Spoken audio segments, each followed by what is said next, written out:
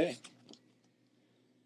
So the first verse of tonight is actually the third verse from last week's talk, but we're going to enrich a different piece of the sutra. And know that I am the knower of the field in all the fields. The knowledge of both the field and the knower of the field is considered to be the true knowledge. So there are two major statements, two sentences. We talked last week about the first statement mostly. Just to review, and know that I am the knower of the field in all the fields. So fields is ksetra. The knowing of the field is kaset janam. Jnana meaning wisdom or knowledge. And the field is your body. Your body is this sensory organ in which you lay knowledge, or one would lay their knowledge of how they think the world universe is. And the body-mind complex bears the fruits of it through the way it feels, the thoughts that it has, the emotions, and the actions that it takes. And what Krishna is saying to Arjuna right here, know that I am the knower of the field. So the consciousness or the awareness, the witness to the whole experience of reality is, we're going to call it Krishna, right? The other, you could also call it self. You could call it awareness. We'll probably use self more, but this is Krishna talking. I have merged with this idea, is kind of what Krishna is saying. That my beingness is no longer differentiated from the experience of being pure awareness. He has dissolved himself, depending on the philosophy actually. Some say he was born that way. He was an ascended being from the get-go. But as we practice, we're looking at it as more that we are becoming that place where we have fully returned to this ideal, or that we are remembering that it is already this way, which is a more non-dual perspective. We are remembering that this is in fact already true. So Krishna is stating to Arjuna, I am the knower of the field. So you just think in your own experience right now, you know. You have knowledge of existence, of your body-mind. That very thing is what we're calling the self. That is what we're calling Krishna. Same thing. That's you. We're also calling it you. And then this is where many people, sometimes people can kind of get there, right? They can realize, I'm not my body. I'm not the experiences that the body goes through. I'm the observer of that. People can kind of get there, even just intuitively, not experientially, you can kind of get there. It's very hard to experientially get to the place where you are the knower of all the fields. Meaning, you're actually the one looking out from other people. This is a different kind of knowledge. It's the highest knowledge that every being, everything, the self is within, the self is a part of. The practice there is very challenging because you can't really intuit that. You can't sort of just logic your way into understanding that. It doesn't make sense. Maybe there's some weird, physics paradigm or something where you can get there in your logical reasoning. But if you just, even listening to this right now, you become aware that you are an experiencer, and you can just become aware of being aware. That you are aware of your body, you're aware of this room, you're aware of the sensations of the body, you're aware of the thought forms. you can also become aware of awareness. And if I asked you to describe awareness, quite frankly, it's kind of difficult to do. Because to describe awareness is to describe one of the things that are actually outside of awareness. To describe awareness is really to describe things that are outside of awareness. Things that awareness is observing. Maybe it's a memory of being aware. You're not really being aware of awareness. You're being aware of the memory of being aware. This is a little trippy, I know. If you just try and sit back and digest the content of the sutra, feel into the actual experience you're having right now. Of being aware. How do you really describe it? How would you? And this is how I make the understanding that I am the knower in all the fields. Because that awareness is attributeless. There's no way to describe it. And I know amongst sentient beings that they are in fact aware. And the awareness is exactly the same. If I asked you to describe your body, you could describe your body as different from mine. If I ask you to describe your thoughts, different from mine. What makes you respond emotionally is different. It is different amongst everybody. Totally different. Completely unique. But the awareness, being aware, is exactly the same. Because there is no way to describe it. It is the place where everything merges. And this is Krishna's point. I am it. I am not aware of it. I am not able to observe it. I am not a body in which awareness is inside of. I am not a body in which awareness is outside of. His identity is the awareness. And this, later on, is sort of the way that we release the fruits of our actions. We identify as the body, which we talked about last week. We cling to the results of our actions, the outcome. We want a good thing to happen, we do things that hopefully lead towards good things. In our mind, our logic stream, we think this will lead to good things. And then, usually, sometimes it works out, and then every once in a while you get sideswiped, and you realize that your cause and effect scheme did not work out the way you hoped. You could think of this as calamity, where the individual identity starts to break down. But if you totally start to fall into the idea of being the awareness, and you realize, oh my gosh, all there is awareness. This frees the fruits of the actions, and slowly over time will change the way of what's being brought into the field, the body. So that's kind of what the second sentence is about. The knowledge of both the field and the knower of the field is considered to be the true knowledge. So the true knowledge, this is the knowledge that dissolves away the contradictions, dissolves away the conflicts inside the heart. Arjuna is paralyzed right now because he's in conflict with his value system. He sees his family, his loved ones, his countrymen, that he's about to go slay and order his men to go slay. And he's torn by this because he feels the love for them, and he feels the responsibility to his father's war.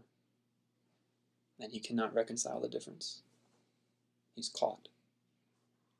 And they kind of really go for it in terms of where the story is. But we all have this maybe on small degrees and large degrees in our own life experience where we're caught between what we think we need to do and what is being done. And that is the conversation that Arjun is having right now. You don't have to make it about a war. You can make it about anything that's internally in conflict. And so true knowledge resolves all the conflict.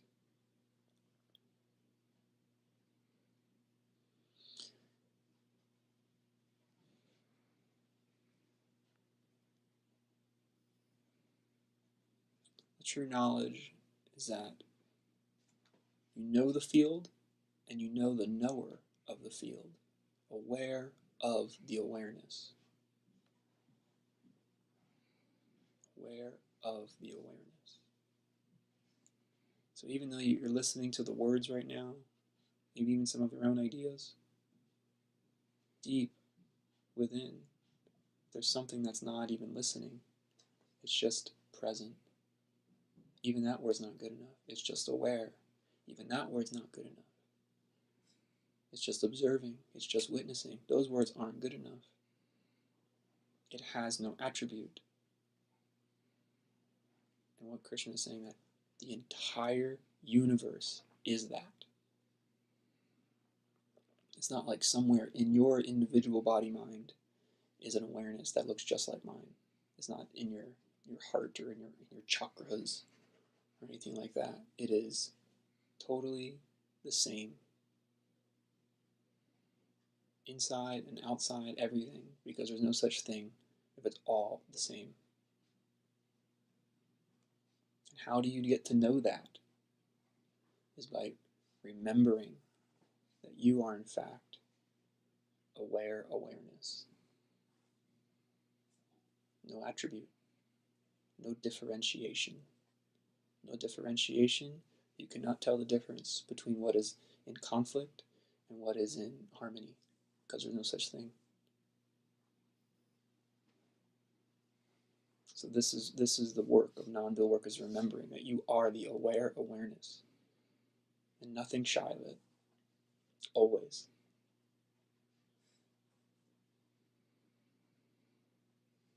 And then the discrepancy, which is how I really like to use this work, because it sounds great, I'll take it, sign me up.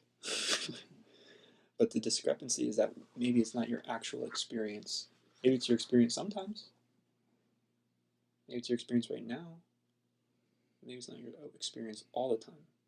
And when it isn't your experience, that is the best time. Because that is when you actually get to really say, okay, how can the true knowledge bring peace to the discrepancy? And if you look at it and you work at it, you'll go further with the non-dual practice. It just happens that way. And if you say, nope, that doesn't make any sense to me, you go elsewhere.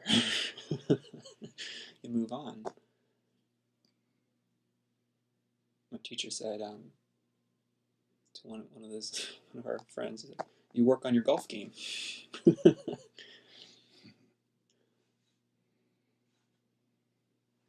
Not to say you couldn't work on your golf game and be aware of being aware, though. Because you see, all life is just happening and growing and changing all the time. The conflict resolves. How do you do that? Become aware of the true knowledge. Be the knower of the field and the knower of the knower of the field. Aware of awareness.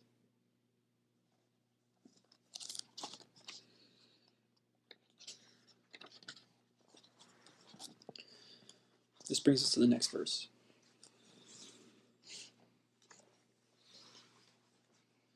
I am the Self, dwelling in the hearts of all beings. I am the creator, sustainer, and dissolver of all beings.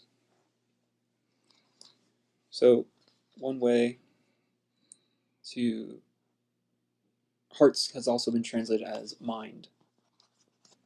Mind. And I really like that idea that, it depends on how it sits with you.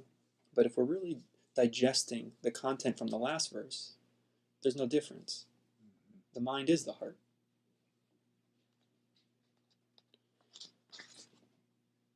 And another way of thinking of creator, sustainer, and dissolver, because that's kind of a little bit of a personification. you could think of it as the origin or the source, the center, and the resolver. So the source, where things came from, the center, where things are, and the resolver, where things are going. I am the self. This is Krishna talking again. This is you talking. You talking to you. What is the self?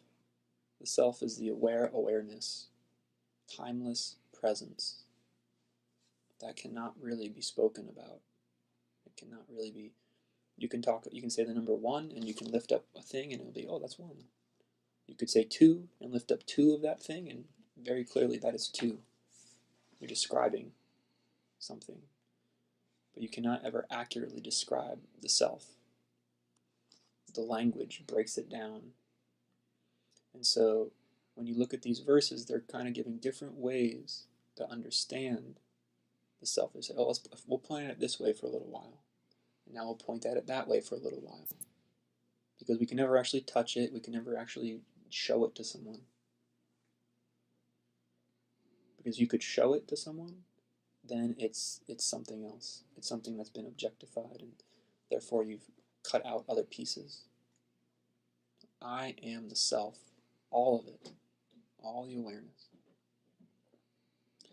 Dwelling in the hearts or mind of all beings. This is much like the last verse. I'm the knower in all the fields.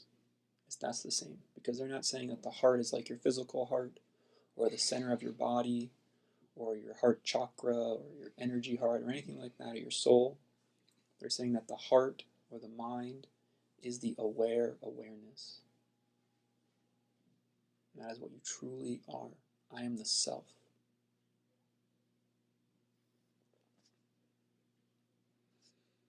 Creator, sustainer, dissolver.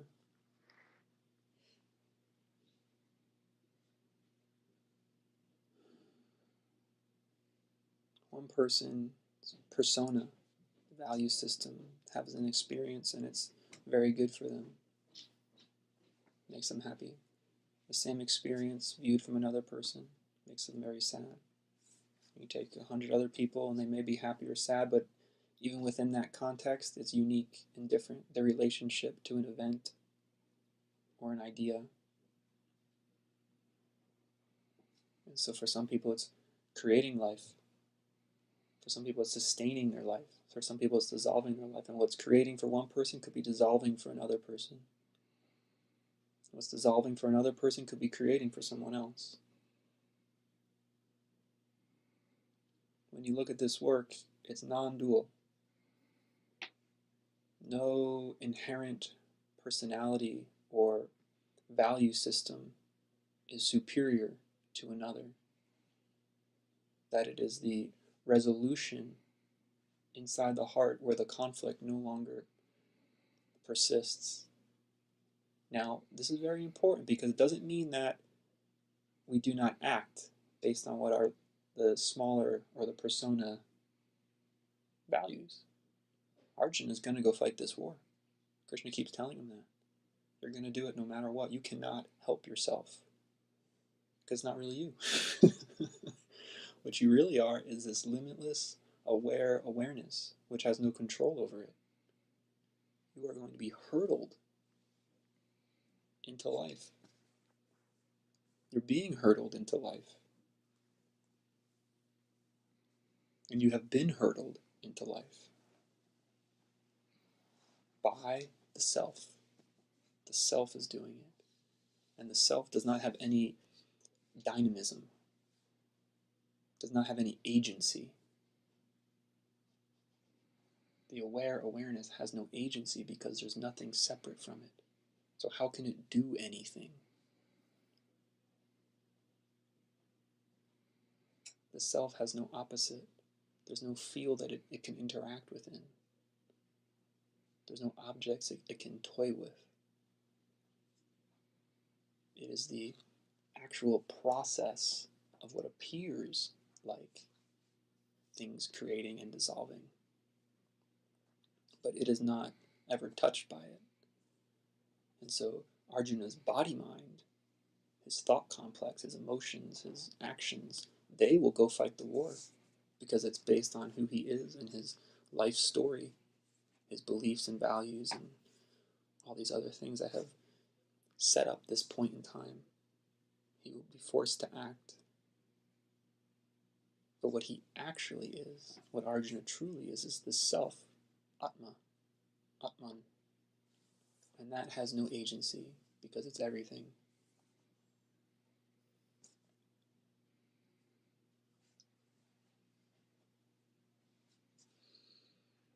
So let's read the 2 lines again and see if there's anything else. And know that I am the knower of the field in all the fields.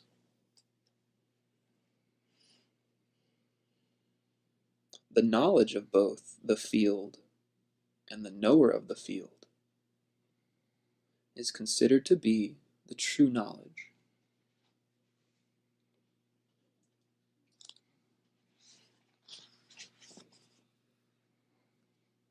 I am the self, dwelling in the hearts of all beings.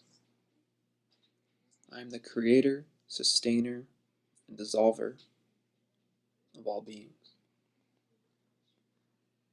So I hope hearing the verses now gives a little more context, especially for the first one tonight, because they say the word knower and field so many times it gets a little confusing. But that the idea of, to sum up, knowledge, true knowledge, changes the way we see the world. We see it for what it actually is. Limited knowledge, temporary knowledge, these things will have maybe their function in the scheme of your life, but they will not set you free. True knowledge sets one free. True knowledge is knowing that there is nothing different from you on any level. To be the knower of the field and the knower of the knower. This deep sense of awareness that cannot be touched, cannot be harmed. You can call this the self. And it resides in the very center of you. That's what he means by I'm in the heart or mind of all beings. It's in the center of you. It's not a physical center. There's no such thing. It's the center of existence. And it's the same for everyone. Again, we cannot logically get there, but if we really experience this awareness that has no attribute, we could see the verse and say, yes, it's true knowledge. Or I agree. So now we have to practice and reconcile where in our day-to-day life or in our thought processes this doesn't actually meet up. And that's how we start to make understanding between, if I'm already this way, why do I need to practice? Because you're remembering the true knowledge. That is the practice. And if you don't want to call it true knowledge yet, you just test it. Test it.